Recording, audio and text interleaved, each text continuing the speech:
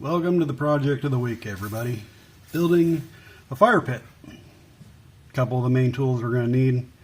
Angle grinder with various attachments. Grinder, cutoff wheel, flapper disc if you're wanting to make it look nice.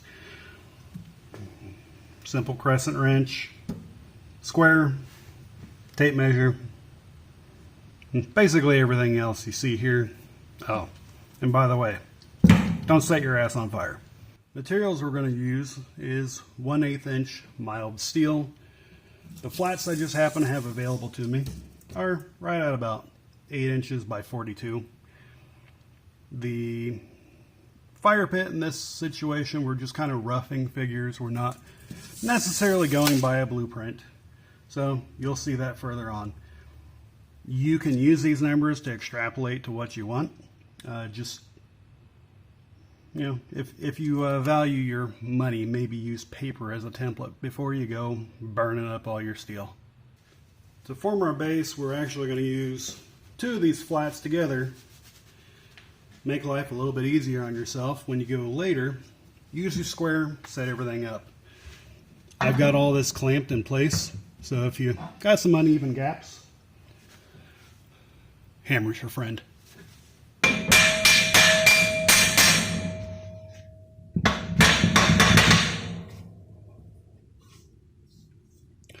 Once you've checked all your gaps are good, go ahead, lock down all your clamps, get ready for your welding. In this case, the more astute of you may realize, why does he have this hanging off of his bench? Well, it's to solve a problem that you normally get with a lot of these fire pits, is when you're flat, the water just pools up, especially on your lower ends on your sides, and they just rust to hell. By doing this weld as we're hanging off the edge, which also put a clamp on the end as well, keep your seam tight. I'm actually going to let this droop. What that's going to do is that's going to bow the metal up just a little bit.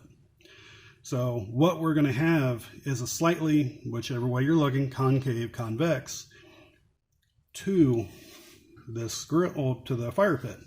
And as you can tell with the holes that we've got in the center here, it's actually going to act as drains. So we're less likely to have this rust out.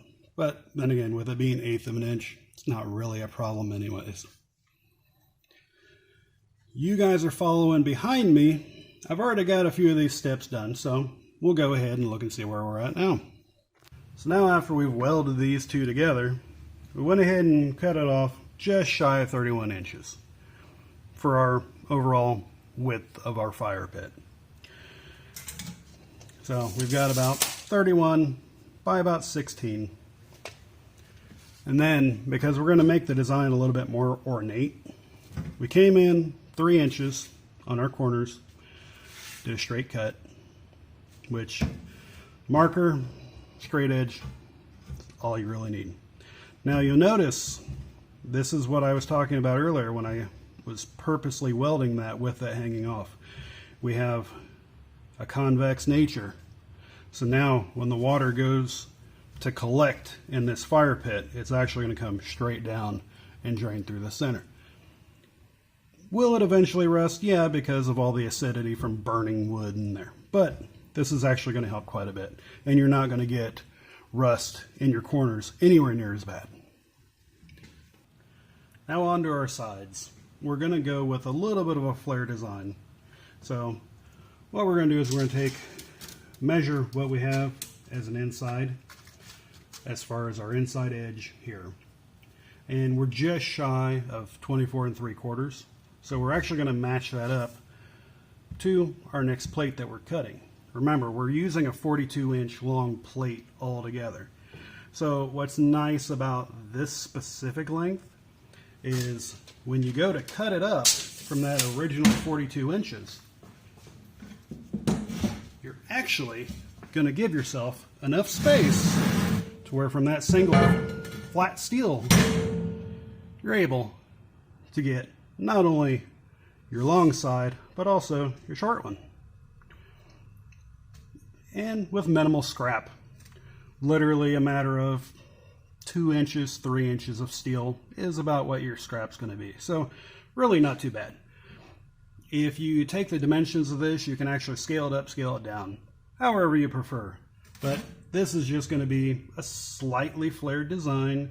And the nice thing is, if your measurements are a little bit off, if your calculations are a little askew, the nice thing with this design is if you have a little bit of a strange angle here, or maybe you're a little bit long or a little short, you can make it up on this side plate.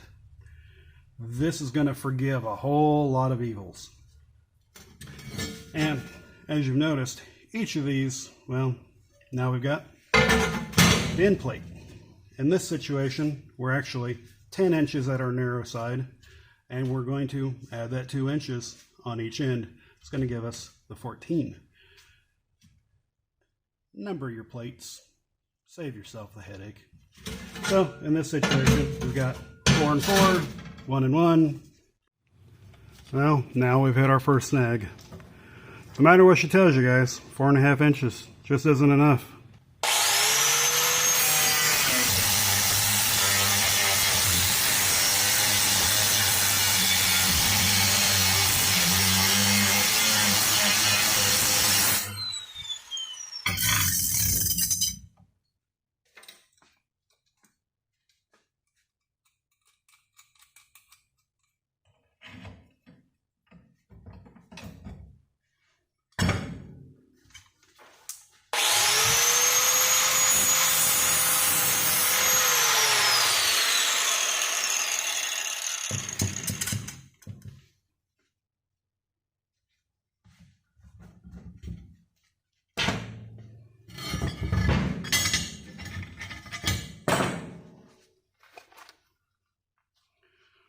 Now there is a scrap of a 42-inch plate. That and one little small sliver that would basically make that a rectangle. You know, just shy of 3.5 inches. One of the things we're wanting to do is to get about a 45-degree angle to go with those flared edges that we have. One of the ways you can do this is you can take all your money, go down to your local welding shop and give them all of it. And they'll give you some really nice metallic magnetic clamps that you can just literally snap on your wood. They work great, or on your metal. They work great. Problem is, for those of us that are just cheap bastards that really don't want to deal with that shit, you can just get yourself a couple pieces of wood. And you notice I'm not being really exact because I'm not trying to get this directly at 45 degrees. Somewhere in the rough ballpark is all I'm really looking for. So for those of you that remember any of your high school math, if you do a triangle and your sides are of equal length, when you do this intersection, that's going to give you a 45-degree angle going this direction. So connect your dots, cut your wood, and there is your bracing so that you can do your tack welding. So now that we have 7 inches each way, we're going to have a roughly 45-degree angle, depending on how well I cut. We'll see.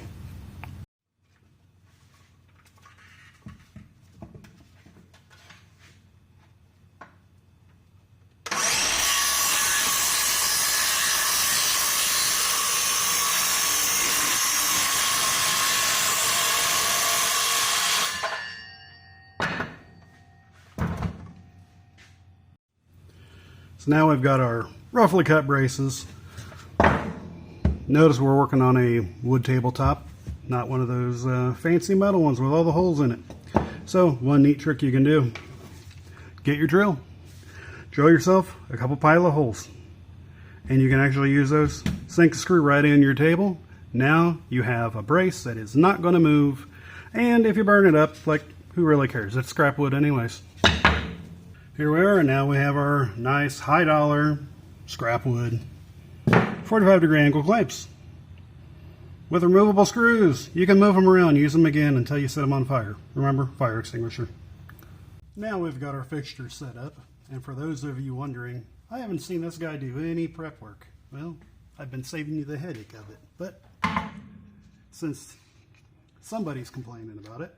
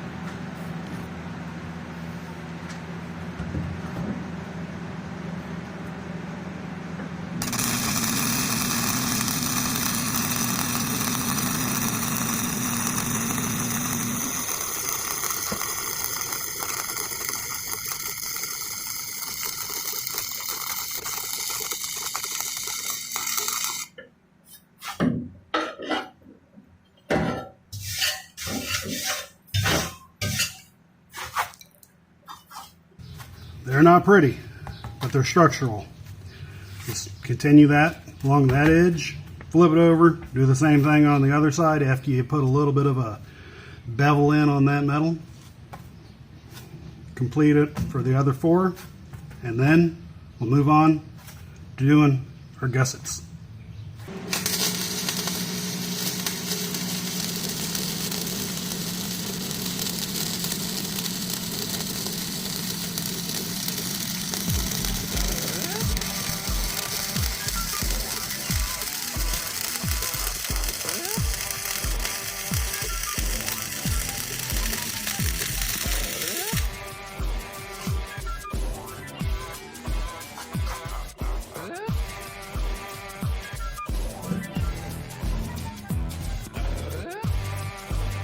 Now we've got the back of our bevel also welded up, slag and everything cleaned up, sanded down just a little bit with a flapper disc.